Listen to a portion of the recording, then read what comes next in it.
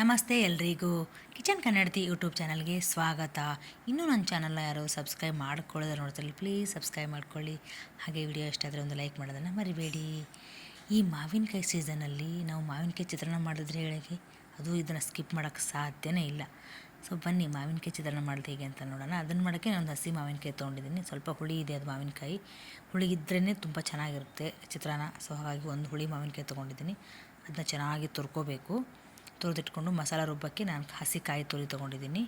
ಹಾಗೆ 4ರಿಂದ 5 ಹಸಿಮೆಣಸಿನ್ಕಾಯಿ, ಹಾಗೆ ಶುಂಠಿ ಮತ್ತು ಬೆಳ್ಳುಳ್ಳಿ, ಹಾಗೆ ಸ್ವಲ್ಪ ಉಪ್ಪು ಹಾಕ್ಕೊಂಡು ಅದನ್ನ ನೈಸಾಗಿ ರುಬ್ಕೊಂಡ್ಬಿಡ್ತೀನಿ.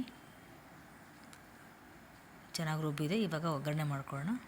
ಒಗ್ಗರಣೆಗೆ ಒಂದು 4ರಿಂದ 5 ಸ್ಪೂನ್ ಎಣ್ಣೆ, ಹಾಗೆ 1/4 ಟೀ ಸ್ಪೂನ್ ಸಾಸಿವೆ, ಹಾಗೆ ಜೀರಿಗೆ, ಕಡಲೆಬೇಳೆ 1 ಚಮಚ, ಉದ್ದಿನಬೇಳೆ 1 ಚಮಚ, ಹಾಗೆ ಸ್ವಲ್ಪ ಕಡಲೆಕಾಯಿ ಬೀಜ ಅಂದರೆ ಶೇಂಗಾ ಅದೊಂದು 2 ಚಮಚದಷ್ಟು ಹಾಕ್ಕೊಂಡಿದ್ದೀನಿ. ಜಾಸ್ತಿ ಹಾಕ್ಕೊಂಡ್ರೆ ಚೆನ್ನಾಗಿರುತ್ತೆ ಶೇಂಗಾ.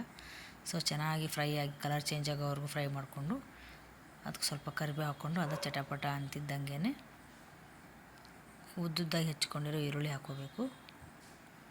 ಈರುಳ್ಳಿ ಸ್ವಲ್ಪ ಕಲರ್ ಚೇಂಜ್ ಆಗಬೇಕು, ಹಾಗೆ ಅದು ಹಸಿ ವಾಸನೆ ಹೋಗಬೇಕು. ಅದಾದಮೇಲೆ ನಾವು ಮಿಕ್ಸಿಲಿ ರುಬ್ಕೊಂಡಿರೋದು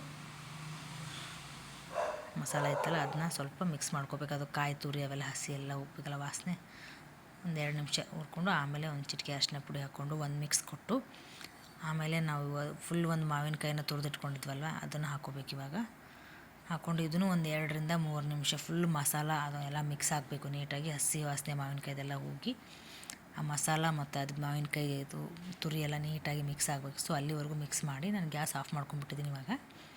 ಸೊ ಈ ಹಂತದಲ್ಲಿ ನಾನು ಇವಾಗ ಅನ್ನ ಮಾಡಿಟ್ಕೊಂಡಿದ್ದೆ, ಬಿಸಿ ಅನ್ನ ಇದೆ ಅದು. ಹಾಗಾಗಿ ನಾವು ಗ್ಯಾಸ್ ಸ್ಟವ್ ಆಫ್ ಮಾಡ್ಕೊಂಡು ಮಿಕ್ಸ್ ಮಾಡಿದ್ರೂ ಏನು ಪರವಾಗಿಲ್ಲ. ಸೊ ಈಗೆಲ್ಲ ಅನ್ನ ಹಾಕ್ಕೊಂಡು ಕೊತ್ತಂಬರಿ ಸೊಪ್ಪು ಹಾಕ್ಕೊಂಡು ಒಂದು ಮಿಕ್ಸ್ ಕೊಡಬೇಕು. ನಾವು 4 ಜನಕ್ಕೆ ಮಾಡ್ಕೋತಿದ್ದೀನಿ. ನೀವು ಅದು ಅಳತೆ ನೋಡಿಕೊಂಡು ಮಾಡ್ಕೋಬೇಕು ಎಷ್ಟು ಜನಕ್ಕೆ ಅಂತ. ಸೊ ರೆಡಿಯಾಗಿದೆ. ತುಂಬ ಟೇಸ್ಟಿಯಾಗಿರೋ ಮಾವಿನಕಾಯಿ ಚಿತ್ರಾನ್ನ ರೆಡಿ ಆಯಿತು. ಸೊ ಈ ಸೀಸನಲ್ಲಿ ನೀವು ಮಿಸ್ ಮಾಡಬೇಡಿ. ಮಾವಿನಕಾಯಿ ಚಿತ್ರಾನ್ನ ಮಾಡಿಕೊಂಡು ಹೇಗೆ ಬಂದಿದೆ ಅಂತ ಕಮೆಂಟ್ ಮಾಡಿ. Thanks for watching.